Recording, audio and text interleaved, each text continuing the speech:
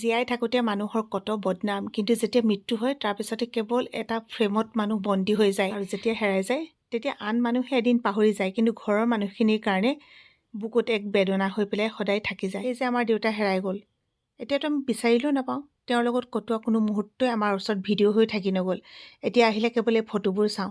সেইকাৰণে এতিয়া সেইটো ভুল নকৰোঁ, কাৰণ মোৰ মা বা দেউতা কাৰোবাক চাবলৈ মন গ'লে কোনোবাই আনি দিব নোৱাৰে। এবছৰ 5 মাহ মাক ইমান আপডাল যত্ন কৰি সোণকণ বুমনিহঁতে ৰাখিছে। আচলতে সেয়া আমি কৈ শেষ কৰিব নোৱাৰোঁ। আপোনালোকে ভিডিঅ'ৰ জৰিয়তে দেখিয়ে আছে। মাক যত্ন আমিয়ে কৰোঁ, আলহী অতিথি আপ্যায়নো আমিয়ে কৰোঁ, প্ৰত্যেকটো কাম আমিয়ে কৰোঁ। গতিকে ইয়াত ভিডিঅ' কৰিবলৈ কেনেকৈ সময় পায় বুলি কোৱাসকলে কেৱল মন্তব্য এটা দি গুচি যায়। আপোনালোকে আমাৰ কামবোৰতো আহি পেলাই কৰি নিদিয়ে। Good morning. 2টা 3টা নিশা নোহোৱা মানুহজনী দেখিছে না, চকু টকু কেনেকুৱা হৈ গৈছে। এই শুবলৈ গ'লোঁ, কিন্তু ইমানেই টোপনি নাহিলে নহয়। সোনকালে বাৰে বাৰে পঠিয়াই আছে পেহী অকণমান শুই লৈ যোৱা বুলি। সেই বাইদেউ সেই তাতে শুলে, অকণমান পৰিছে চাগে আৰু পৰিছে, সাৰ পাইছে, চবৰে তেনেকুৱা হৈছে। বাকী আমি এতিয়া স্কুল যাব লাগিব যে, বাইদেউ স্কুললৈ ওলাইছে। এয়া শাক পাত কাটি দিছে, এইফালে বৈয়ে দিছে চাহ, তাৰপিছতে মই ভাত কেইটামান বনাইছোঁ। ৰাতিপুৱা 5:30 বজাত মায়ে দাইল অকণমান খালে দেই। মানে কালি হঠাতে এনেকুৱা বেয়া নিচিনা হৈ গৈছিলে, ইমানেই চিন্তা লাগিছে কি হ'ব বুলি, একদম চবৰে কন্দা কটা লাগি গ'ল যে। কিন্তু তাৰপিছত ৰাতিটো তেনেকৈ থাকিলে বাৰু, বমি চমি কৰি দিলে, বমি হৈ গ'ল মানে। তাৰপিছত চাগে অকণমান ভাল পালে নি, ৰাতিটো শুলে 5:30 বজাত শুলে বোলে কি আৰু খচ মাছে আছে, অকণমান শুৱে আকৌ সাৰ পায়, অকণমান শুৱে আকৌ সাৰ পায়, তেনেকৈ থাকিলে।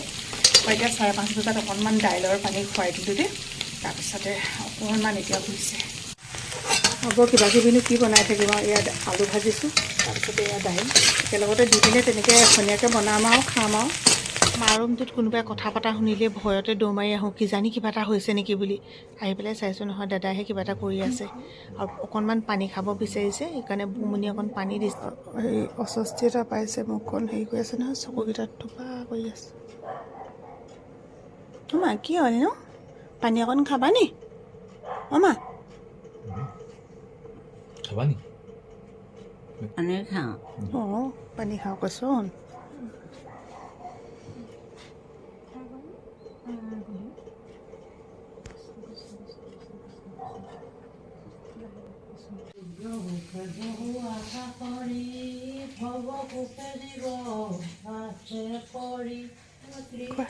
গৰম হৈ আছে,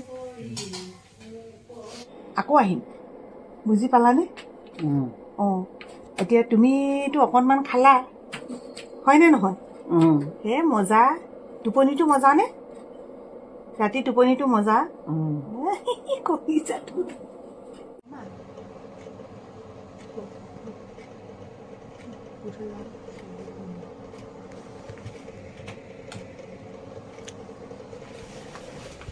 নহয়, এইযোৰ ধুবলৈ সেই ঘৰত ধুবলৈ হেৰি দি দিমগৈ আৰু মেচিনতে সোমোৱাই। এতিয়া স্কুললৈ যাব লাগে যে, মই যাওঁ, দাদাই থ'বলৈ ওলাইছে। আজি মাৰ কাপোৰ এযোৰ পিন্ধিছোঁ, সেইদিনাখন ইমান খৰধৰকৈ আনিলোঁ যে নিজৰ কাপোৰ এযোৰ তেনেকৈ ভালকৈ অনা নহ'ল। এতিয়া ইয়াৰ পৰা বাহিৰে বাহিৰে স্কুল যাব লাগিব যে, তাকে ইয়াত টালি টোপোলা। সেই লাইটটো অফ কৰা নাই চাওক, পাহৰিলোঁ। সেইটো বাৰান্দা জ্বলি আছে। গৈ থাকোঁ দেই বৌ। ইয়াতে যে একদম সঁচা সঁচা লাগে অ' দেখিবলৈ। হ'ব গৈ থাকা দেই। দাদা আহি থ'লেহি, এয়া পাঠকো পালোহি মই। তাৰপিছতে আমাৰ হেড ছাৰ আহে মানে হেৰিৰ পৰা, কি কয়, চেপনৰ পৰা। বাইদেউগৰাকী আহে মৰাণৰ পৰা। তেওঁলোকলৈ ফোন কৰিলোঁ, তেওঁলোকৰ লগতে এডোখৰ যাবগৈ লাগিব। আহি ঘৰ পালোহি, মোৰ স্কুটি উলিয়াই থৈছে অ'। কৃষ্ণ, বহুত লগে লগে ওলাই যাব লাগিব নহয়, বেগনো ভিতৰলৈ নি কৰিম কি? জানমণি অঁ মোৰ কলিজাটো কাম কৰি আছে ছাৰ। সেই কাপোৰকেইটা ধোৱা হৈছেনে নে কি কৰা হৈছে? টিফিন মানে মই হেৰি ভাত কেইটামান তেনেকৈ খাই আহিলোঁ, তেওঁলোককো বনাই মেলি কেইটামান খুৱাই থৈ আহিছোঁ। কোনো নাই খোৱা, গোটেই দাইল ভাত চব পেলনি গৈছে। সেইকাৰণে সিহঁতি কোনো নাখাইছে নাই, চবেই এটেপা খাই লৈ বুলি বনাই পিনে একেলগতে নিজেও খালোঁ, হেৰি কৰিছোঁ। সেই আহিলোঁ, স্কুটি উলিয়াই থৈছা? মই হেডছাৰ লগতহে আহিলোঁ। নহয় সি থমহি বুলি কৈছিলে ইয়াত। তাৰপিছতে হেডছাৰ ইফালৰ পৰা আহিছিলে নাই, মোৰ মনত পৰিলে কথাটো, তেওঁলোকে ফোন কৰিলোঁ, সিহঁতৰ নাই পঢ়ি যে, তাক বাটৰ পৰা ঘূৰাই পঠিয়াই দিলোঁ। আহিলোঁ শুন নহয়, তোমালৈ মোৰ মনত পৰিছিলে নে? এইবোৰ কি হ'ল নে? কলগেট ভয় লাগি গ'লগৈ কি হ'ল বুলি। যা কলিজাটো চুমু এটা খাওঁ, মই স্কুল যাওঁ দে। মোৰ মুঞ্জনী অ', মই মৰমে কৰিবলৈ সময় নাপাইছোঁ। অঁ মই স্কুল নগ'লে নহ'ব ন কলিজা, মই খৰধৰকৈ এইকাৰণে আহিছোঁ।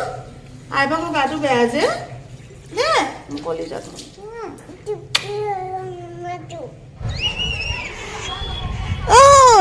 ক'ত গৈছিলা কলিজা আজি স্কুল গৈছিলা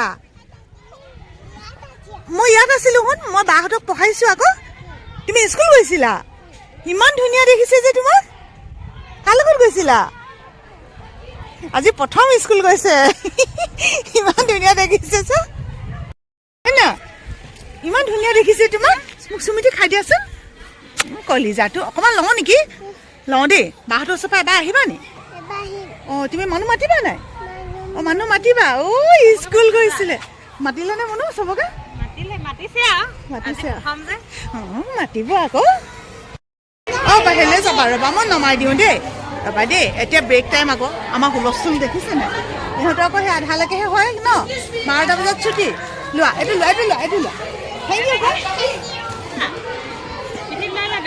অঁ বেগটো লৈ লোৱা আকৌ শুন মানুহ বাই বাই এফালে চোৱা বাই বাই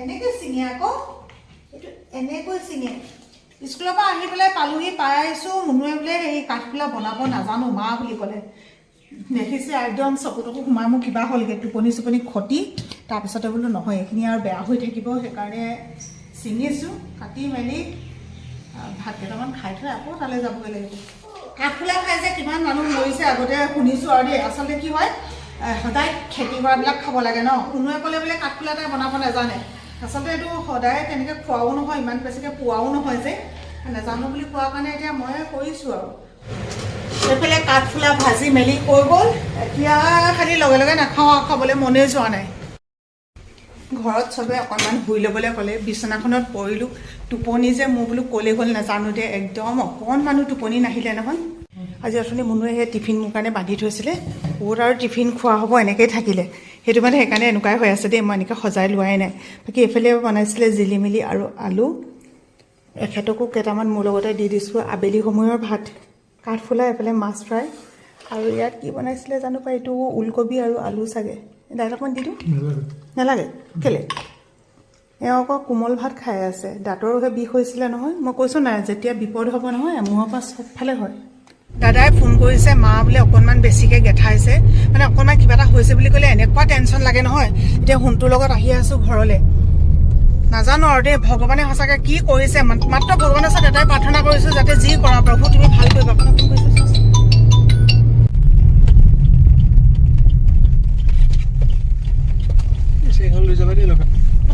নহ'লে গাড়ীখন নাযাব ন ভগৱান ইয়াত থাকিলেও কিবা মনটো কিবা লাগি থাকিলে সন্মুখত মানে চাই থাকোঁ কিবা নিচিনা লাগি থাকে ঘৰত থাকিলেও শান্তি নাই কেনেকুৱা মানে কি কৰিম কওকচোন একদম মানে উপায়বিহীন হৈ গৈছোঁ সঁচাকৈ সকলো ভগৱানৰে লীলা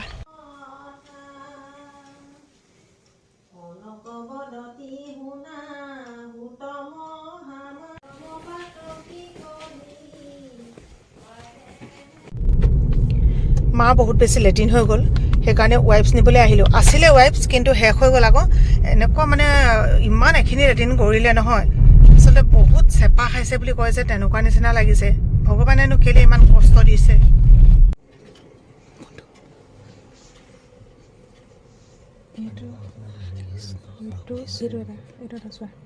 ৰাম কৃষ্ণ কৃষ্ণ কৃষ্ণ প্ৰভু কেলেনো কষ্ট দিছে